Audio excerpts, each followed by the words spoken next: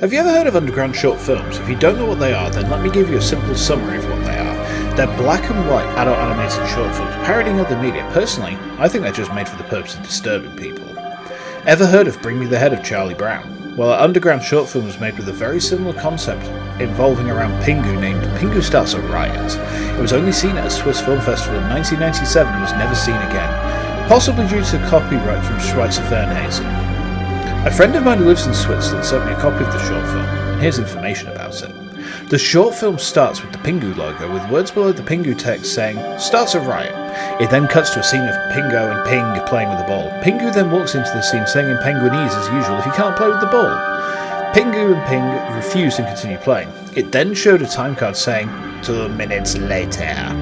And it showed another scene of Pingu and Ping playing with the ball. Pingu then walked into the scene, asking him kindly in Penguinese, but instead Pingu threw the ball at Pingu and hit his face.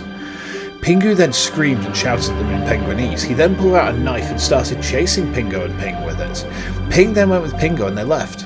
Pingu gave them the middle finger at them while shouting. It then showed another time card which said, "The next day." It showed then a scene of Pingu getting up from bed and going outside. It then showed Pingu's friends Pingu, Ping, Robbie and Pingy in front of Pingu laughing and making stupid faces at him, which resulted in Pingu pulling out a machine gun and shooting Pingu and Ping, while blood splattered everywhere. Pingy then started screaming and Pingu threw a bomb at her, which blew her up into bloody bits. Robbie then started crying and Pingu went with him back inside into the kitchen.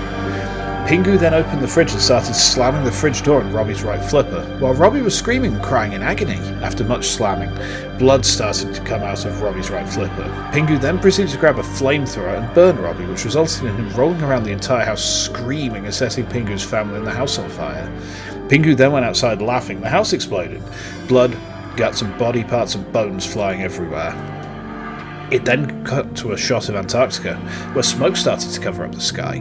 It then cut to the Simpsons house, where it showed Homer eating a ton of donuts in the front room. Pingu then broke into the house and started strangling Homer using his flippers. Homer was screaming in agony, and then Pingu shot him in the mouth. Marge then went into the scene, crying over the fact her husband was dead. Pingu then started to pull her hair. He was pulling and pulling it to the point where Marge was screaming loudly. Eventually her hair came out, and it showed lots of blood coming out.